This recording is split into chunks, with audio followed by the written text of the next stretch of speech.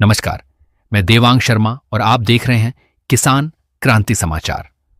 उन्नाव जनपद से एक ऐसा मामला सामने आया है जिसने शासन प्रशासन की कार्यप्रणाली पर कई सवाल खड़े कर दिए हैं। यहां एक पीड़ित व्यक्ति अपनी जमीन बचाने के लिए दर दर भटकने को मजबूर है, लेकिन उसे न्याय मिलता दिखाई नहीं दे रहा।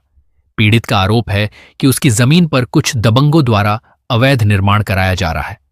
मामले की शिकायत कई बार संबंधित अधिकारियों और प्रशासन से की गई, लेकिन अब तक कोई ठोस कार्रवाई नहीं हुई है।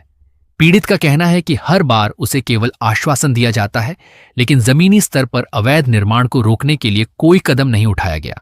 इससे पीड़ित और उसके परिवार में भय और निराशा का माहौल है। सबसे बड़ा सवाल यह है कि जब एक गरीब व्यक्ति अपनी ही जमीन बचाने के लिए प्रशासन के चक्कर काटने को मजबूर है, तो आखिर उसे न्याय कौन दिलाएगा?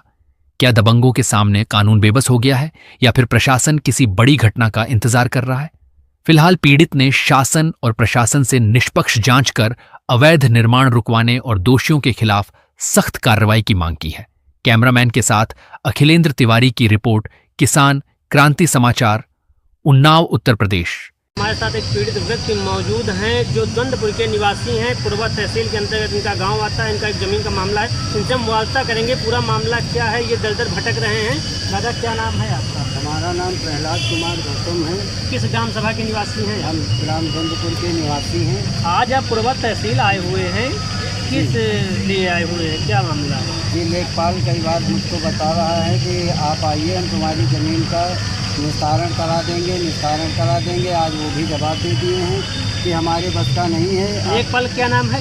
अतुल, उसका नाम है अमित पाल जी। ये नए आए हुए हैं? नए आए। इनके द्वारा क्या कहा गया है कि कल कर नहीं पाएंगे? हाँ, इसमें हम कुछ नहीं कर पाएंगे। आप इसमें टीम गठित करिए, तब कुछ हो पाएगा जी। और बाकी हमारे जो आला अधिकारी हैं, हम सभी लोगों के पास जा चुके हैं जी। मोहरामा के एसओ साहब इंस्पेक्टर हैं जी। वो कहते हैं हमारे पास आप प्रार्थना पत्र नहीं लाइए। मैं कई बार उनके पास प्रार्थना पत्र दिया और उनको अवगत कराया जी कि हमारी समस्या का आप समाधान करिए जी।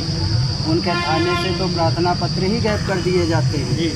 और हमें ही बिठाकर कहीं 151 कहीं क्या चालान बना दिया जाता है, बल्कि हमारी समस्या का समाधान नहीं किया जाता। आज आप पूर्वा तहसील डीएम महोदय के पास भी, यहाँ से आपको क्या आश्वासन मिला है? हमको ये आश्वासन मिला है कि यहाँ से कुछ ना कुछ होगा, लेकिन आज मीटिंग हो रही है, इस वजह से हमें किसी प्रकार का कोई आश्वासन प्राप्त नहीं हुआ है। तो आपको क्या लग रहा है कि यहाँ से आपकी समस्या का समाधान हो पाएगा? हमें तो नहीं लग रहा है यहाँ से कोई समस्या का समाधान हो पाएगा। इसलिए माननीय मुख्यमंत्री जी के पास मैं ये प्रार्थना पत्र दिया हूँ, जिसकी वजह से मुझे तहसील आना पड़ा है और ये यहाँ आ चुका है।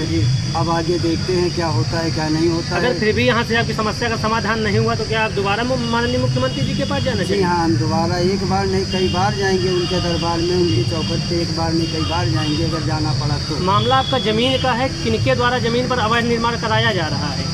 ये ब्रजेश माली और राजकुमारी पत्नी राजकुमारी माली और उनके पीछे कई लोग बड़े धुरंधर लगे हुए हैं। हाँ, उनके द्वारा कराया जा रहा है। हमारे विधायक जी को बदनाम किया जा रहा है जी। जो हमारे पूज्य विधायक जी हैं वो बड़े ही अच्छे स्वभाव के हैं और उनको कहा जाता है मैं विधायक प्रतिनिधि हूँ, और थाने में फ़ोन करते हैं तो इंस्पेक्टर उनकी सुनता है, मेरी नहीं सुनता है।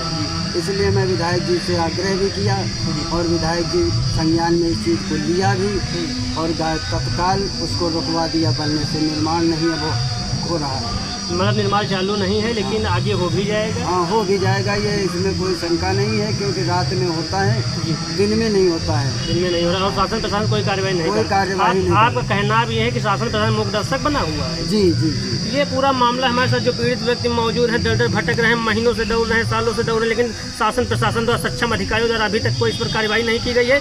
और थाने में जाते हैं, कोतवाली में जाते हैं, वहाँ से इनको केवल आश्वासन ये दिया जाता है, वहाँ से एप्लीकेशन गायब कर दिए जाते हैं, आश्वासन दिया जाता है हो जाएगा काम, फिर कहा जाता है हम इस पर कुछ नहीं कर सकते हैं। लेखपाल महोदय द्वारा जब इनको आश्वासन मिलता रहता है, अब वो क्या कह रहे हैं हम कुछ नहीं कर पाएंगे। जैसे पीड़ित की जुबानी से आप